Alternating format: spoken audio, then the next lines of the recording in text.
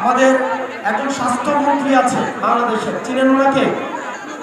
উনি ডক্টর মোহাম্মদ ইউনূসের ভাই ব্রাদার কোটায় আসছে।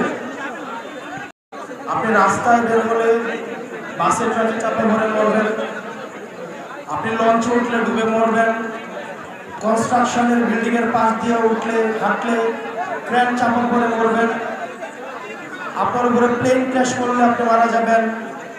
এগুলোতেও যদি মারা না যান, আপনি কোভিডে মারা যাবেন, ডেঙ্গুতে মারা যাবেন, ম্যালেরিয়াতে মারা যাবেন, চিকিৎসার অভাবে মারা যাবেন। একটা রাষ্ট্র ব্যবস্থা আপনাকে নিরাপদ চলাফেরার অধিকার নিশ্চিত করতে পারে নাই। বাচ্চারা ক্লাস করছে, স্কুলে গিয়েছে, সেখানে হচ্ছে আমাদের দেশের বিমান বাহিনীর বিমান সেখানে প্র্যাকটিস করছে। প্র্যাকটিস, মানুষের জীবন বাংলাদেশের এস্টাবলিশমেন্টের কাছে হচ্ছে প্র্যাকটিসের বিষয়। এই যে অবহেলা, এর দায়ভার অবশ্যই এই বাহিনীকে অবশ্যই নিতে হবে। আমরা দেখলাম মাইলস্টোনে বিমান ক্র্যাশ হয়েছে, তারপরে সেখানে শিক্ষকদেরকে এবং শিক্ষার্থীদেরকে সেখানে বেদমভাবে পিটানো হয়েছে। আমরা দেখলাম প্রশাসন যথাযথ, আমাদের একজন স্বাস্থ্যমন্ত্রী আছে বাংলাদেশের, চিনেন ওনাকে? উনি ডক্টর মোহাম্মদ ইউনূসের ভাই ব্রাদার কোটায় আসছে। ডক্টর মোহাম্মদ ইউনূসের স্বজনপ্রীতির সবচেয়ে বড় এক্সাম্পল হচ্ছে এই স্বাস্থ্য উপদেষ্টা। সবসময় বলে আসছি, এই স্বাস্থ্য উপদেষ্টা এটার কোনো প্রয়োজন নাই। আপনারা দেখছেন ওনার কোন ধরনের অ্যাক্টিভিটি? উনি যে বেতনটা নেয়, এই বেতনটা হারাম হবে।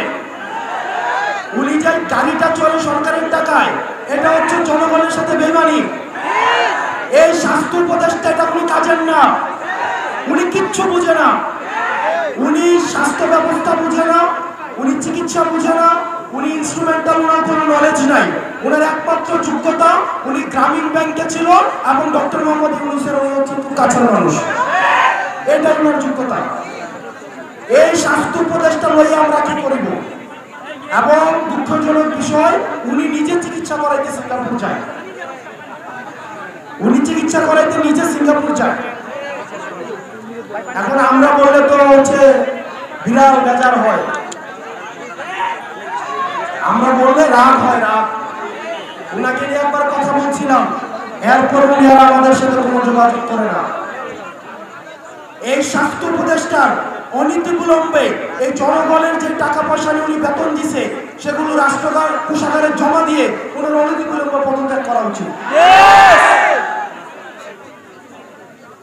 প্রিয় চাঁদপুরবাসী, আমরা অভ্যুত্থানের পরে রাষ্ট্রটাকে ঢেলে সাজাতে চাইছিলাম, কিন্তু দুঃখজনক বিষয়, আমাদের স্বাস্থ্য ব্যবস্থা আগের মতো,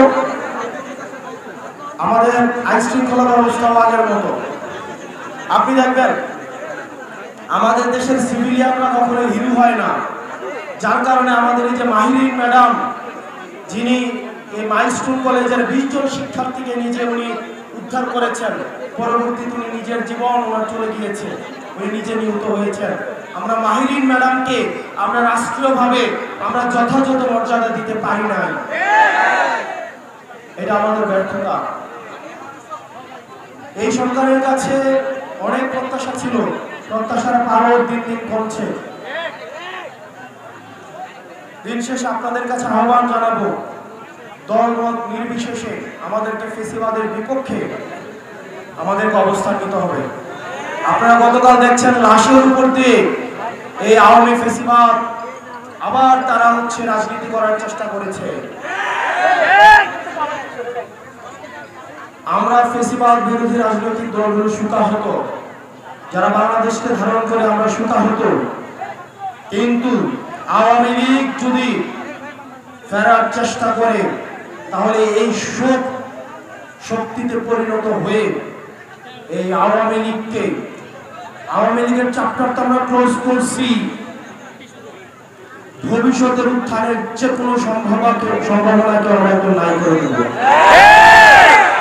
প্রিয় চাঁদপুরবাসী, আপনারা সজাগ থাকতে হবে। বেশিরভাগ বিরোধী রাজনৈতিক দলগুলোকে ঐক্যবদ্ধ থাকতে হবে। আমরা একসাথে একটা সুন্দর বাংলাদেশ বিনির্মাণ করব, যে বাংলাদেশে রাস্তায় বেরোলে আপনাকে দুর্ঘটনার সম্ভাবনা থাকবে না, যে বাংলাদেশে আপনার সুচিকিৎসার নিশ্চয়তা থাকবে, যে বাংলাদেশে আপনার বাচ্চা স্কুলে পাঠাইলে বিল্ডিং ভেঙে পড়বে, ওই আকাশ থেকে প্লেন ভেঙে পড়বে, এই ধরনের রাষ্ট্র ব্যবস্থা আমরা চাই না। এগুলো তদন্ত করা হোক, হাসিনার আমলে কি পরিমাণ দুর্নীতি করা হয়েছে। আমরা শুনছি বিমান বাহিনীর সাবেক প্রধান নাকি ৩,০০০ কোটি টাকা দুর্নীতি করছে। এই বিমানগুলো কিন্তু হাসিনার আমলে কেনা। আমরা বিমান বাহিনীর যে ভাইরা রয়েছেন, আমরা আপনাদের নিরাপত্তাও চাই। আপনাদের নিরাপত্তা কিন্তু ঝুঁকিতে রয়েছে।